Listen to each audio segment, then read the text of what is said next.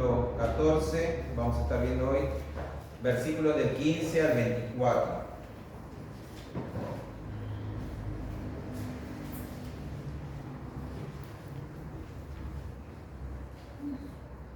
Gracias a Dios que hoy el día está lindo, está hermoso, no hace calor como el domingo pasado. Así que vamos a poder concentrarnos en la palabra de Dios. Muy bien, antes de empezar entonces vamos a encomendarnos a nuestro Dios, a nuestro Señor, para que Él nos esté guiando. Y les invito a que me puedan acompañar en oración, por favor. Cierren sus ojos. Dios mío, Señor, Padre amado, Padre santo, te doy gracias por este día, gracias por tu misericordia, por tu bondad, por tu amor. Gracias por tu gracia, por tu glorioso evangelio. Gracias porque nos pudimos, Señor, reunir para adorarte, alabarte, bendecir tu santo nombre. Y ahora, Señor, te pido en esta tarde, noche, que tú estés bendiciendo este momento, que estés obrando en mí en primer lugar para que pueda predicar tu palabra, Señor, fielmente, y que puedas estar obrando en los corazones de mis hermanos, Señor, para que tú estés edificando a tu iglesia, santificando a tu iglesia y salvando a los perdidos, Señor. Te pido que tu Espíritu Santo esté obrando con poder, Señor, por medio de tu palabra. Te lo ruego en el nombre poderoso de tu Hijo Jesucristo. Amén. Muy bien, entonces vayamos a Juan capítulo 14, versos del 15 al 24. Si usted lee la Biblia, bueno, los que han leído la Biblia, los que han tenido la oportunidad de leer la Biblia de capa a capa, es decir, de principio a fin, desde el Génesis hasta el Apocalipsis, se darán cuenta que la Biblia está llena de promesas de Dios para su pueblo. La Biblia está llena de las promesas de Dios para su pueblo. Vamos a ver entonces algunas de las promesas más importantes que Dios prometió al pueblo de Israel en el Antiguo Testamento. En primer lugar, Dios prometió bendecir a Abraham y a través de sus descendientes al mundo entero. Génesis capítulo 12, versículos del 2 al 3 dice: y haré de ti una nación grande, y te bendeciré y engrandeceré tu nombre, y serás de bendición. Bendeciré a los que te bendijeren, y a los que te maldijeren maldeciré. Y serán benditas en ti todas las familias de la tierra. Vemos entonces que Dios promete eso a Abraham. En primer lugar, promete bendecirlo a él, engrandecer su nombre, y sobre todo esa gran promesa que nos adjudica a nosotros, que es que en él, es decir, en la descendencia, en la simiente de Abraham, serán benditas todas las familias de la tierra. ¿Y cómo es eso posible? Eso es posible por medio de Jesucristo, ya que Jesucristo viene del linaje de Abraham. Y es en él, en Jesús, que todas las familias de la tierra serían benditas. Esa promesa se cumplió en la persona de Jesucristo.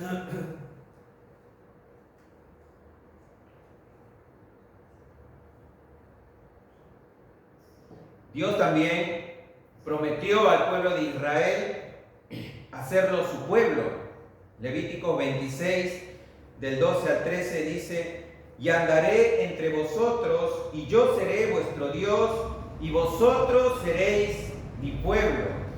Yo, Jehová, vuestro Dios, que os saqué de la tierra de Egipto, para que no fueseis sus siervos, y rompí las coyundas de vuestro yugo, y os he hecho andar con el rostro erguido. Esta es otra promesa que vemos en el Antiguo Pacto, en el Antiguo Testamento, de Dios haciendo al pueblo de Israel su Dios y su propio pueblo, después de haberlo sacado de la esclavitud del pueblo egipcio. Dios también prometió que si el pueblo de Israel lo busca, éste lo encontrará. Deuteronomio 4:29 dice: mas si desde allí buscares a Jehová tu Dios, lo hallarás, si lo buscares de todo tu corazón y de toda tu alma. Esta es una promesa hecha al pueblo de Israel y hecha también a nosotros, porque es un principio bíblico en el cual nos dice que si nosotros buscamos de todo nuestro corazón y de toda nuestra alma a Dios, lo podemos encontrar. Vamos a seguir viendo otras promesas.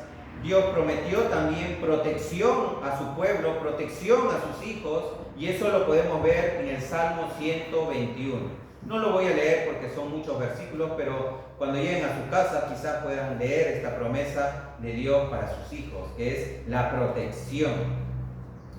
Y por último, vamos a ver que Dios también prometió a Israel que su pecado podría ser perdonado, su prosperidad restaurada y su nación sanada. Segunda de Crónicas, capítulo 7, versículo 14, un versículo conocido, dice: si se humillare mi pueblo, sobre el cual mi nombre es invocado, y orare y buscare mi rostro, y se convirtieren de sus malos caminos, entonces yo iré desde los cielos y perdonaré sus pecados y sanaré su tierra.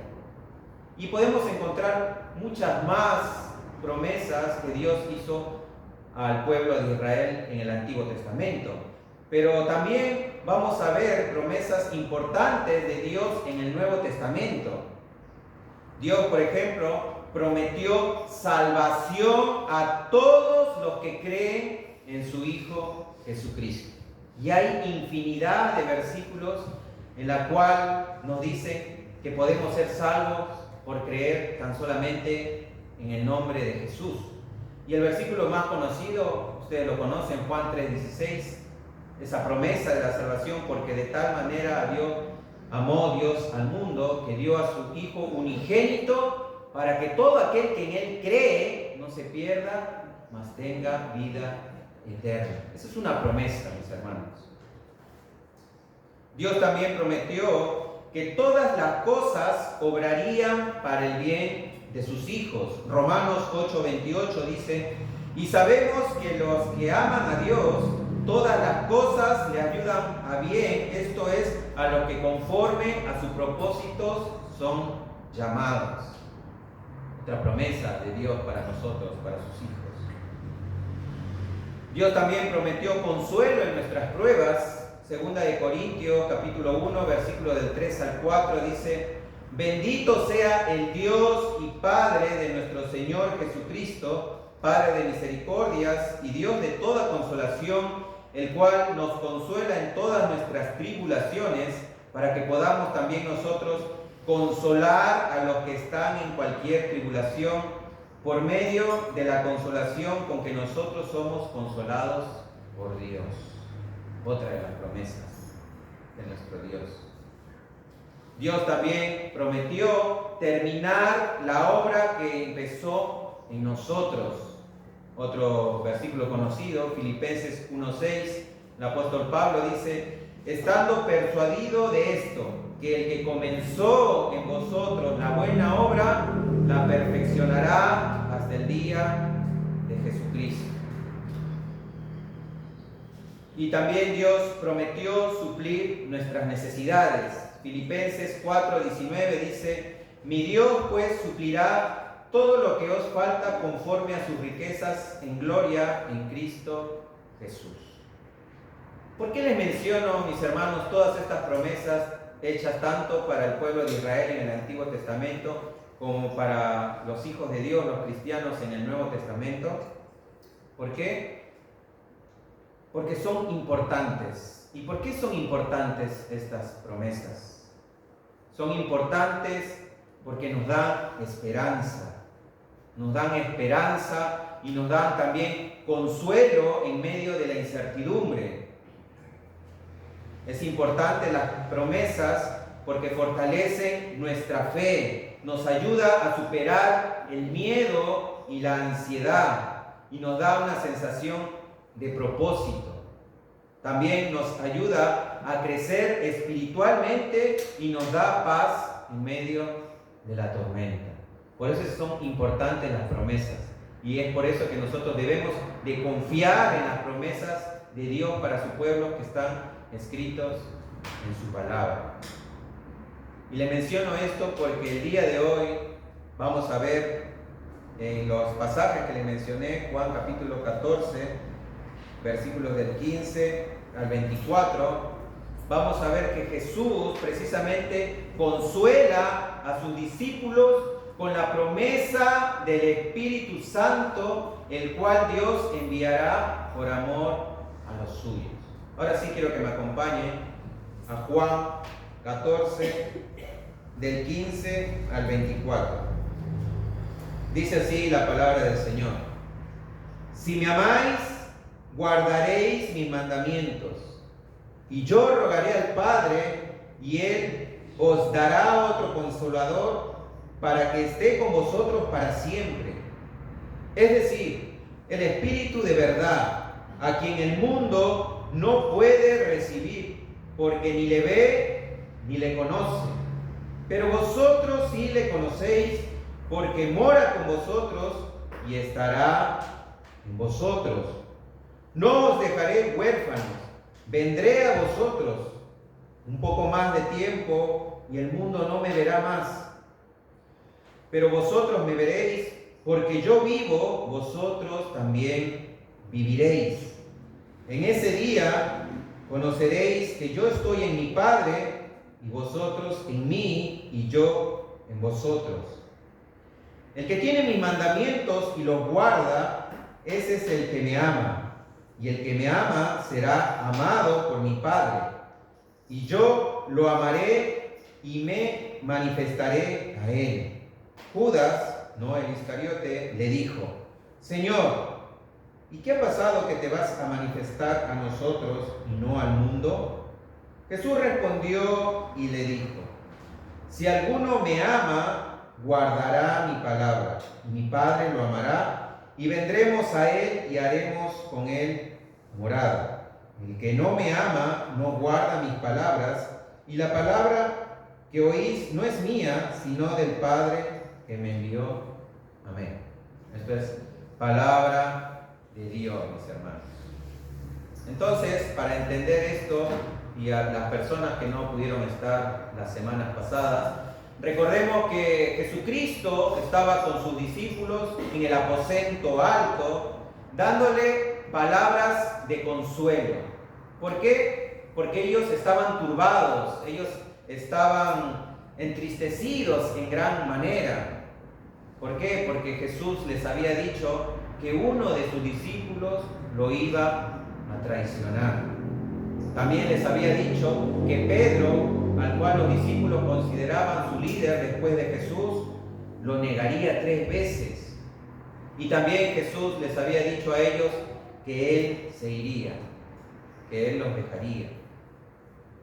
Pero no queda ahí, sino que, como vimos la semana pasada, vimos que Jesús le dijo a sus discípulos que Él se iba a preparar lugar para ellos, pero que luego Él vendría y los tomaría para que donde Él esté, ellos también estén con Él. También les dijo a sus discípulos que el único camino para ir al Padre es Él. Jesús dijo: yo soy el camino, la verdad y la vida. Nadie puede venir al Padre si no es por mí. Jesús también les dijo que si ellos creen en Él, mayores obras que Él harían, y que todo lo que pidieran al Padre en su nombre, Él lo haría para que el Padre sea glorificado en el Hijo. Este es el contexto para que más o menos entiendan lo que vamos a ver el día de hoy. El día de hoy, como les dije anteriormente, vamos a ver a nuestro Señor Jesucristo siguiendo consolando a sus discípulos. Él le dice en el versículo 15: si me amáis, guardaréis mis mandamientos. Si me amáis, guardaréis mis mandamientos. Vemos entonces también que luego les promete esa promesa del Espíritu Santo. Y esta promesa del Espíritu Santo se basa en el amor y la obediencia. En primer lugar, Jesús le dice, si me amáis, si me aman. Hasta ahora el Señor Jesús solamente había hablado del amor que Él tenía hacia sus discípulos. Ahí nomás acompáñenme a Juan 13:1. Dice, antes de la fiesta de la Pascua, sabiendo Jesús que su hora había llegado para pasar de este mundo al Padre, habiendo amado a los suyos que estaban en el mundo, los amó hasta el fin. Él había hablado acerca del amor que él tenía hacia sus discípulos. También Jesús había hablado del amor que se debían tener los unos a los otros. Juan 13:34 dice, un mandamiento nuevo os doy, que os améis los unos a los otros, que como yo os he amado, así también os améis los unos a los otros. Pero aquí en este versículo, mis hermanos, entonces vemos que por primera vez Jesús habla del amor que debían tener sus discípulos hacia Él, hacia su persona. Entonces vemos que Jesús establece un principio teológico fundamental para todo creyente. ¿Y cuál es este principio? El amor a Dios. El amor a Dios. El creyente verdadero debe amar a su Señor. Es imposible decir que eres creyente y no ames a Dios. Es imposible. La pregunta que te quiero hacer esta tarde también es, ¿amas a Dios? Me imagino que sí, porque si eres creyente, como te dije, debes amar a tu Señor. Otra pregunta, ¿se lo dices? ¿Le dices a Dios que lo amas? Me acuerdo una vez que estaba en una reunión charlando con los jóvenes, les pregunté, ¿ustedes le dicen a Dios que lo aman? O sea, cuando están en oración le dicen, Señor, yo te amo. ¿Se lo dicen? Muchos me respondieron que no. Pero es algo que a todas las personas nos gusta escuchar. A todos nos gusta escuchar esa palabra, te amo, ¿cierto? Sobre todo nos gusta escuchar esa palabra, te amo, de las personas que nosotros amamos. Es decir, esposos y esposas les gusta que le digan te amo. A las esposas les gusta que sus esposos le digan te amo. También a nuestros hijos, los que tienen hijos, ellos necesitan escuchar esas palabras de decir que sus padres le digan te amo, hijo. Los nietos también se alegran cuando los abuelos le dicen te amo. Y viceversa. A los abuelos, los que son abuelos acá, les encanta cuando sus nietos le dicen, abuelito, te amo. O cuando los padres le dicen, cuando los hijos le dicen a los padres, papá, mamá, que te amo. Y es una palabra que a veces en muchas familias no se usa. Yo, por ejemplo, crecí en una familia donde mi mamá nunca me dijo te amo, pero me hubiera encantado escuchar esa palabra. Y a mí también me costó, porque como no crecí con ella, no me nacía el decirle te amo. Pero es una palabra que a todos nos gustaría. Y es por eso que te pregunté, ¿se lo dices a Dios?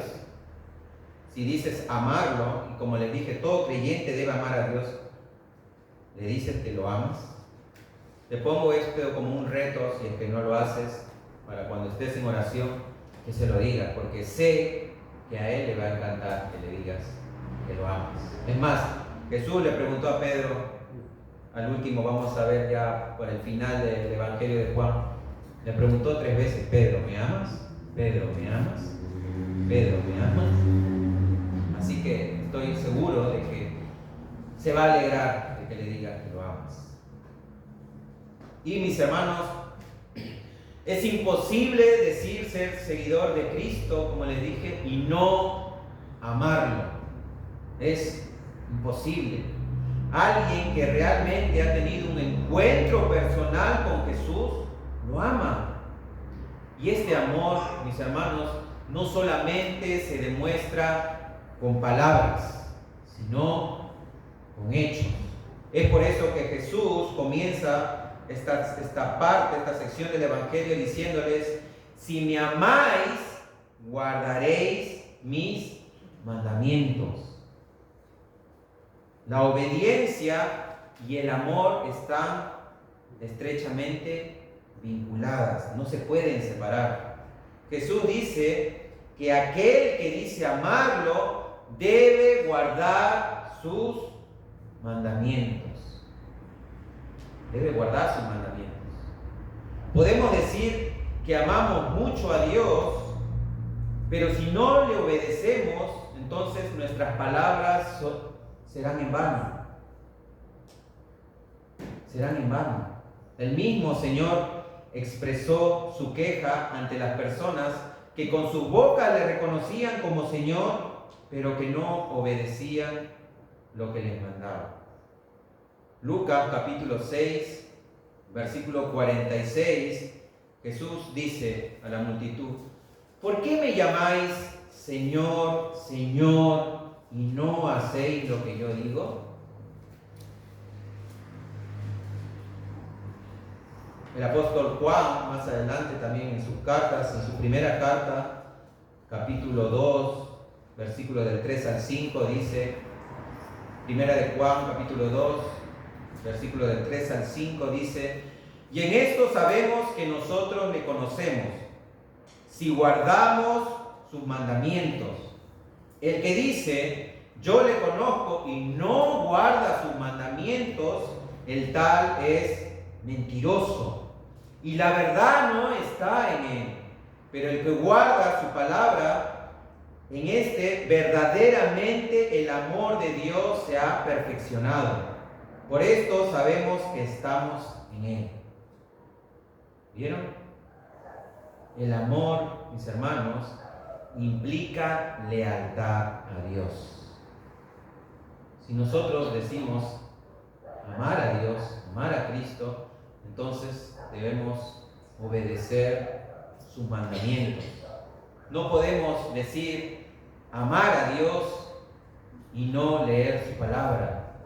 No podemos decir amar a Dios y no orar, no tener comunión con Él. No podemos decir amar a Dios y no querer congregarnos, tener comunión con los hermanos. Por eso es que el amor implica lealtad. El amor implica lealtad. Versículo 16 dice: y yo rogaré al Padre, y Él os dará otro consolador, para que esté con vosotros para siempre. Entonces aquí viene la promesa. Jesús hace una promesa a los que le aman y le obedecen. ¿Cuál es esa promesa? La presencia del Espíritu Santo. Él les dice a los discípulos que rogará al Padre para que envíe otro consolador. Y esa palabra consolador viene del griego parakletos, que significa abogado, defensor, consolador, intercesor y consejero. Es decir, mis hermanos, el Espíritu Santo, que es la tercera persona de la Trinidad, viene a ocupar el lugar de Jesús. Por eso es que es llamado otro consolador. Es decir, al Jesús decir vendrá otro consolador, ¿qué quiere decir? Que Jesús en ese entonces era el que consolaba a sus discípulos, era el abogado, era el defensor, el intercesor, el consejero. Pero Jesús promete que cuando Él se vaya, rogará al Padre para que venga otro consolador. El Espíritu Santo, mis hermanos, es el que va a continuar la obra de Jesús aquí en la tierra. Y va a estar con nosotros acompañándonos para siempre. Para siempre. Es decir, que no se va a ir. Como enseñan en otras iglesias, que el Espíritu Santo viene a visitarnos y de ahí se va. O sea, viene un domingo, lo visita y de ahí chao. No nos vemos más. No, mis hermanos, Jesús ahí prometió que el Espíritu Santo, dice, versículo 16, yo rogaré al Padre y les daré otro consolador para que esté con vosotros para siempre. Qué hermosa promesa hecha a sus discípulos. Y no solamente a sus discípulos, sino es para todos los creyentes, es para nosotros también. No estamos solos, hermanos. Tenemos a alguien que nos guía en nuestro caminar día a día, el cual también es llamado el Espíritu de verdad. Versículo 17 dice, es decir, el Espíritu de verdad, a quien el mundo no puede recibir porque ni le ve ni le conoce. Pero vosotros sí le conocéis, porque mora con vosotros y estará en vosotros. El Espíritu de verdad. Y más adelante, ahí nomás, un par de hojas más adelante, Juan capítulo 16, versículo 13, dice, pero cuando venga el Espíritu de verdad, Él os guiará a toda la verdad, porque no hablará por su propia cuenta, sino que hablará todo lo que oyere y os hará saber las cosas que habrán de venir. Es por eso llamado el Espíritu de verdad. ¿Por qué? Porque nos va a guiar a toda la verdad. Y Jesús le dice a sus discípulos que el mundo no le puede recibir. ¿Por qué? ¿Por qué el mundo no le puede recibir? Bueno, en el mismo texto, versículo 17, dice, porque no le ve ni le conoce. No le ve ni le conoce. El mundo no puede recibir al Espíritu Santo, uno, porque el Espíritu Santo es un espíritu y es visible, es por eso que no lo pueden ver, pero va más allá de eso. El mundo no puede ver, mis hermanos, el obrar del Espíritu Santo, y es por eso que no lo conoce. Es por eso que también que no lo puede recibir, porque es necesario creer en Jesús para poder recibir el Espíritu Santo. Es decir, tienes que nacer de nuevo. Jesús, ¿se acuerdan? En el capítulo 3 le dijo a Nicodemo que es necesario nacer de nuevo para poder ver el reino de Dios. Es necesario nacer de nuevo. ¿Y quién hace eso? Dios, por medio del Espíritu Santo. Jesús les dice que ellos sí lo conocen. Los discípulos sí conocían al Espíritu Santo. ¿Por qué? Porque ellos sí habían visto el obrar en sus propias vidas. Jesús hablaba por medio de su voz, pero era el Espíritu Santo que obraba en los corazones de sus discípulos por medio de las palabras de Jesús. Y también los discípulos vieron al propio Jesucristo que hacía todas las cosas, todas sus obras en el poder del Espíritu Santo. Es por eso que Jesús le dice, ustedes sí le conocen y mora con vosotros y estará en vosotros, le dice. Antes de Pentecostés, antes de la llegada del Espíritu Santo en Pentecostés, en el libro de los Hechos, el Espíritu Santo venía sobre los hombres y moraba en ellos por un tiempo determinado nada más. Como podemos ver en el Antiguo Testamento, el Espíritu Santo venía, hacía una obra en ese hombre y luego se marchaba.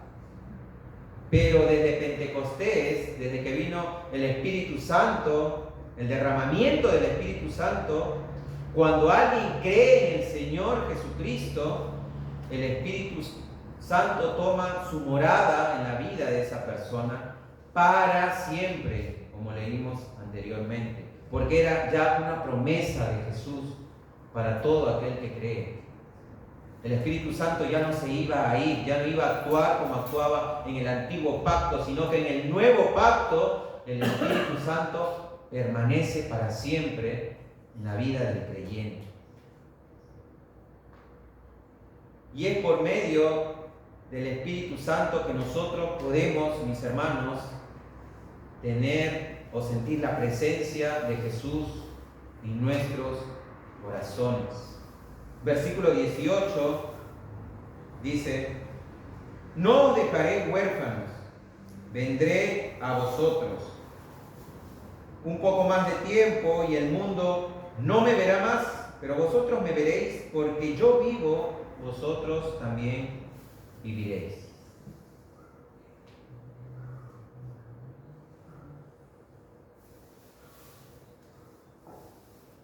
Jesús le dice a sus discípulos que no los dejará huérfanos, es decir, que no los iba a abandonar. Y les dice que vendrá a ellos, vendrá nuevamente. ¿Cómo? ¿Cómo es que vendrá nuevamente Cristo? Por medio del Espíritu Santo. Es decir, la presencia de Jesús en el creyente va a ser una realidad, mis hermanos. Y va a ser una realidad que se va a experimentar por la fe. Es decir, si tú tienes el Espíritu Santo viviendo dentro de tu corazón, tienes a Jesús dentro de tu corazón. Y eso lo vamos a ver un par de versículos más adelante. Jesús también les dice: porque yo vivo, ustedes también viviréis. Versículo 19. Jesús entonces les hace una promesa más a sus discípulos. Él les dice que el mundo no lo verá más, pero que ellos sí lo verán. Y hermano, esto lo podemos ver en los evangelios y en el libro de los Hechos, que cuando Cristo resucitó, solo se presentó a sus discípulos. El mundo no lo vio más. Él solamente se presentó a los suyos, a los que habían creído en Él. Él estuvo 40 días hablándoles acerca del reino de los cielos a sus discípulos. Y Jesús les hace esta promesa. Jesús dice: porque yo vivo, vosotros también viviréis. Porque yo vivo, vosotros también viviréis. Y hermanos, es que cuando Cristo murió en la cruz, nosotros morimos juntamente con Él. Los que hemos creído, morimos también en la cruz. Y cuando Él resucitó, nosotros también resucitamos. Es por eso que el apóstol Pablo dice en Colosenses capítulo 3, versículos del 1 al 4, bueno, para los que están buscando, vuelvo a repetir, Colosenses capítulo 3, versículos del 1 al 4, dice: si pues habéis resucitado con Cristo, buscad las cosas de arriba, donde está Cristo sentado a la diestra de Dios. Poned la mira en las cosas de arriba, no en las de la tierra. Porque habéis muerto y vuestra vida está escondida con Cristo en Dios. Cuando Cristo, vuestra vida, se manifieste, entonces vosotros también seréis manifestados con Él en gloria. ¿Vieron? Nosotros resucitamos juntamente con Cristo. Nosotros morimos juntamente con Cristo cuando creímos en Él. Hermanos, Cristo vive. Cristo vive, Él está vivo. Él resucitó al tercer día. Y solo los que hemos muerto y resucitado juntamente con Él podemos disfrutar esta nueva vida en Cristo Jesús. Nosotros ahora Somos una nueva criatura, una nueva creación. Gozamos de una nueva vida. ¿Y cómo disfrutamos de esta nueva vida en Cristo? Como leímos anteriormente en Colosenses, buscando las cosas de arriba, poniendo nuestra mirada en las cosas de arriba, donde está sentado Cristo a la diestra de Dios. Solo así podremos disfrutar de esta nueva vida en Cristo. Lamentablemente, los hermanos que no viven en gozo, que a veces hasta creo que se arrepienten de aceptar a Cristo, es porque no ponen su mirada en las cosas de arriba. Aún siguen aferrados a lo terrenal, a este mundo. Y es por eso que no pueden disfrutar plenamente el gozo, esta nueva vida que Cristo nos ha dado. Pero nosotros, mis hermanos, debemos poner nuestra mirada en las cosas de arriba y no en las de la tierra. Versículo 20, vamos a ver que por medio del Espíritu Santo nosotros estamos unidos a Dios, unidos al Padre por medio de Jesús. Versículo 20 dice: en ese día conoceréis que yo estoy en mi Padre y vosotros en mí y yo en vosotros. El que tiene mis mandamientos y los guarda, ese es el que me ama. Y el que me ama será amado por mi Padre, y yo le amaré y me manifestaré a él. Jesús les dice, en aquel día, o sea, cuando entiendan bien las cosas, ustedes sabrán que por medio del Espíritu Santo estamos unidos al Padre. Vuelvo a repetir, versículo 20 dice: en aquel día conoceréis que yo, Jesús, este es el Padre, dice, yo estoy en el Padre. Yo estoy en el Padre. Y vosotros, nosotros estamos en Cristo, dice, y vosotros en mí y yo en vosotros. ¿Vieron? El Padre, Jesús está en el Padre y nosotros estamos en Jesús, en Cristo. Y es por medio de Jesús que estamos unidos al Padre. Y es por medio del Espíritu Santo también, porque es el Espíritu Santo el que viene a morar en nosotros, y cuando viene el Espíritu Santo también viene Jesús y viene el Padre, como lo vamos a ver a continuación. Pero estamos unidos por Cristo Jesús. Todo es en Cristo. Es por eso que el apóstol Pablo, en su carta a los Efesios, quiero que me acompañen, por favor, vayan a Efesios, capítulo 1.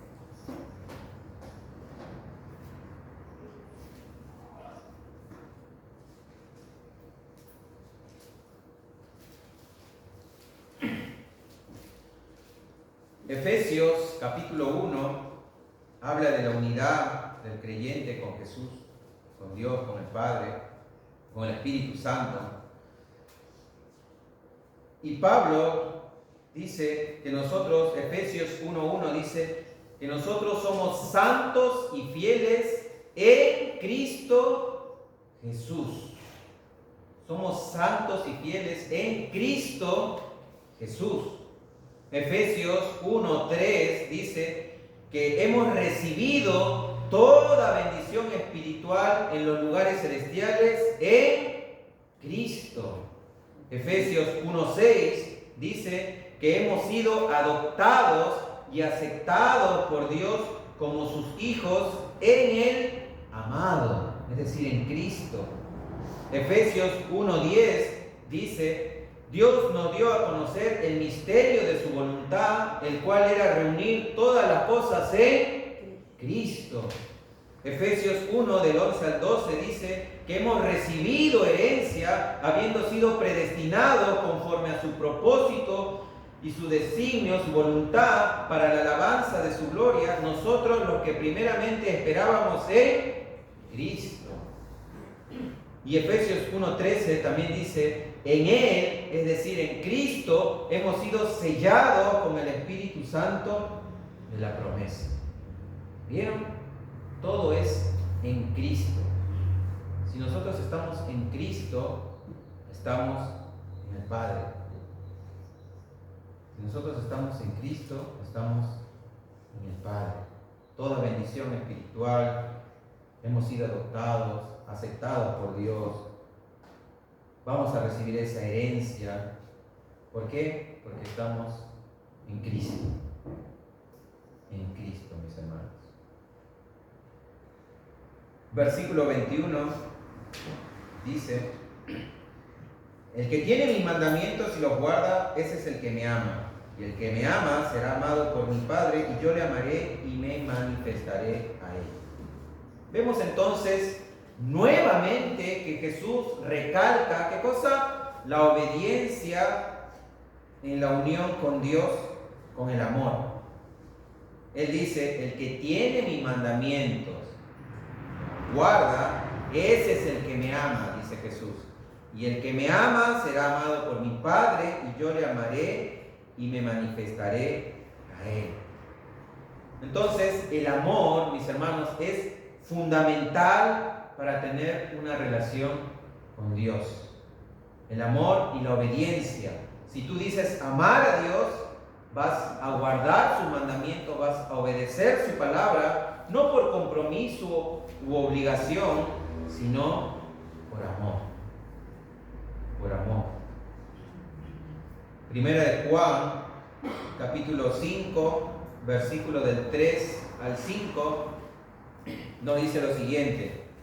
Primera de Juan 5, del 3 al 5 dice: pues este es el amor a Dios, que guardemos sus mandamientos, y sus mandamientos no son gravosos, porque todo lo que es nacido de Dios vence al mundo, y esta es la victoria que ha vencido al mundo. Y esta es la victoria que ha vencido al mundo, nuestra fe. ¿Quién es el que vence al mundo sino el que cree que Jesús es el Hijo de Dios? ¿Vieron? Dice que si nosotros amamos a Dios, debemos guardar sus mandamientos, y sus mandamientos no son gravosos, es decir, no son difíciles de cumplir. ¿Por qué? Porque hemos nacido de Dios. Y esta es la victoria que ha vencido al mundo, dice nuestra fe.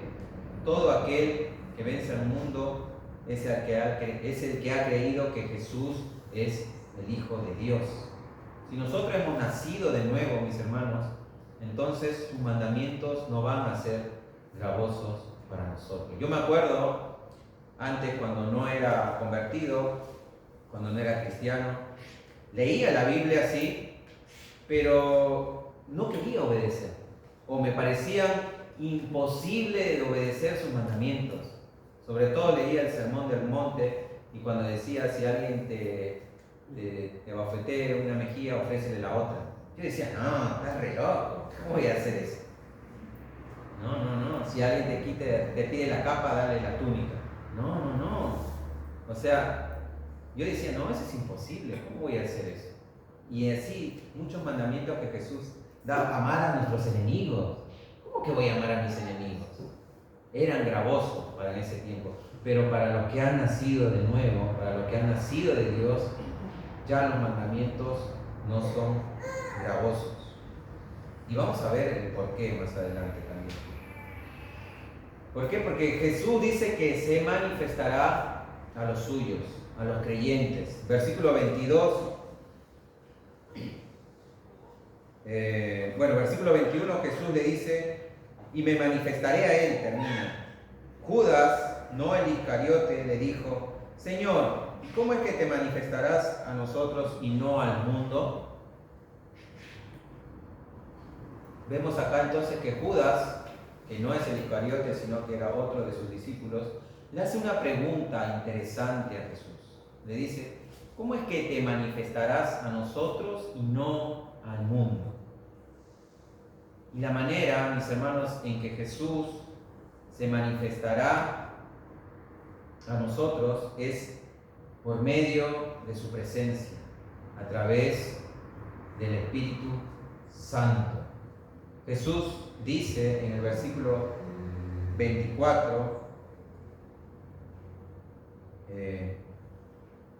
¿dónde está?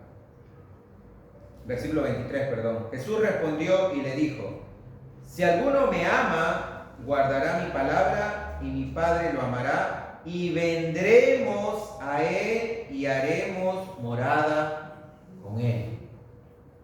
Esa es la manera en que Jesús se manifestará a los creyentes y no al mundo. ¿Cómo? Haciendo morada en el creyente. Es por eso que le dice: vendremos a él y haremos morada con él. Hermanos, cuando el Espíritu Santo viene a morar a tu vida, no solamente viene Él, sino que también viene el Espíritu del Padre y el Espíritu de Cristo. Por eso que Jesús dijo: vendremos a Él y haremos morada con Él. Caso contrario, el que no ama a Jesús, no ama sus palabras. Y si no amas sus palabras, no estás amando al Padre, ya que las palabras de Jesús son las palabras del Padre que le envió. Por eso es que Jesús en el versículo 24 dice: el que no me ama no guarda mis palabras, y la palabra que oís no es mía, sino del Padre que me envió. Jesús solamente se va a manifestar en la vida del creyente si lo amas y si guardas sus mandamientos. Es decir, mis hermanos, todo verdadero creyente tiene a Cristo en su vida y tienes al Espíritu Santo morando en tu vida. Pero si no lo tienes, si estás aquí en esta noche y no tienes al Espíritu Santo, si no has nacido de nuevo, entonces lo que te puedo decir es el Evangelio.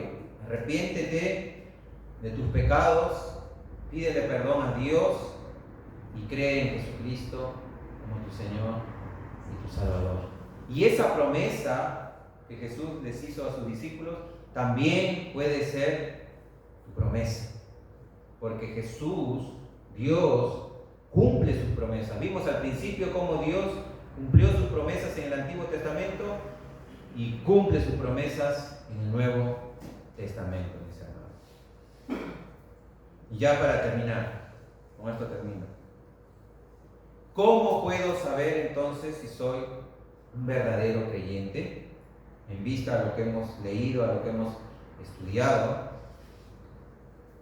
Bueno, si amas a Jesús, eres un verdadero creyente.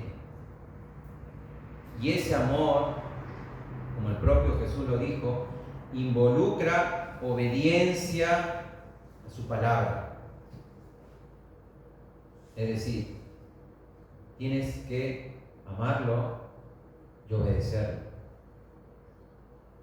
Ahora te hago otra pregunta. ¿Sabías que no podemos obedecer a Dios?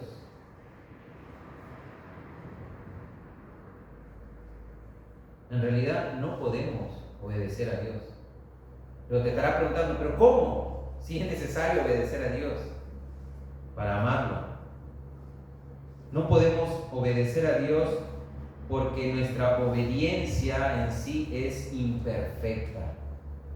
Y Dios es un Dios perfecto y quiere perfección. Por eso es que la Biblia dice que nuestras obras son como trapos de inmundicia ante Él. Siempre le fallamos, todos los días. ¿Quién puede decir yo obedezco a Dios perfectamente? Nadie. Nunca vamos a llegar al estándar que Dios quiere. Entonces te estarás preguntando, ¿entonces qué hago? ¿Qué hacemos? Debemos, mis hermanos, poner nuestra confianza en aquel que sí pudo obedecer perfectamente y fue obediente hasta la muerte y muerte de cruz. ¿Quién fue? Jesucristo. Él es aquel que ya obedeció por nosotros. Es por eso que nosotros somos justificados en su vida, en su muerte y resurrección. Somos justificados por sus obras y no por las nuestras. Pero esto quiere decir entonces que no tengo que esforzarme por obedecer y agradar a Dios. Claro que no. Obvio que tenemos que esforzarnos en obedecer a Dios, pero por amor a lo que Él ya hizo por nosotros. Es decir, mis hermanos, la verdadera obediencia involucra una verdadera motivación, una buena motivación. La motivación correcta siempre debe ser el Evangelio. El Evangelio. Como dice un pastor conocido, Sugel Michelin, nosotros no podemos obedecer perfectamente, pero sí sinceramente. Repito, nosotros no podemos obedecer perfectamente, pero sí sinceramente. ¿Qué quiere decir eso? Que nosotros debemos guardar los mandamientos de Jesús con la motivación correcta. Es decir, ¿cuál es la motivación correcta? El amor. El amor siempre va a ser la motivación correcta para obedecer las palabras de Dios. No debemos obedecer de manera legalista, porque esto no agrada a Dios. Si se dan cuenta, cuando Jesús vino, los fariseos, los saduceos, los escribas, ellos se jactaban de obedecer la ley. Si ustedes leen los evangelios, se van a dar cuenta que ellos no se sentían pecadores. Ellos miraban a los otros, a las otras personas, como ellos son los pecadores. Yo no, yo obedezco a Dios, yo obedezco a la ley. Pero en realidad Jesús veía el corazón, porque a lo que le interesa a Dios en realidad es el corazón, la motivación por qué obedeces. Si lo haces por amor o si no lo haces por amor. Mateo capítulo 22, versículos del 34 al 40. Vuelvo a repetir, Mateo 22, del 34 al 40, dice así: Entonces los fariseos, oyendo que había hecho callar a los saduceos, se juntaron a una, y uno de ellos, intérprete de la ley, preguntó por tentarle, diciendo: Maestro, ¿cuál es el gran mandamiento en la ley? ¿Se dieron cuenta? Ellos se enfocaban mucho en la ley. ¿Cuál es el gran mandamiento en la ley? Jesús les dijo: amarás al Señor tu Dios con todo tu corazón y con toda tu alma y con toda tu mente. Este es el primero y grande mandamiento.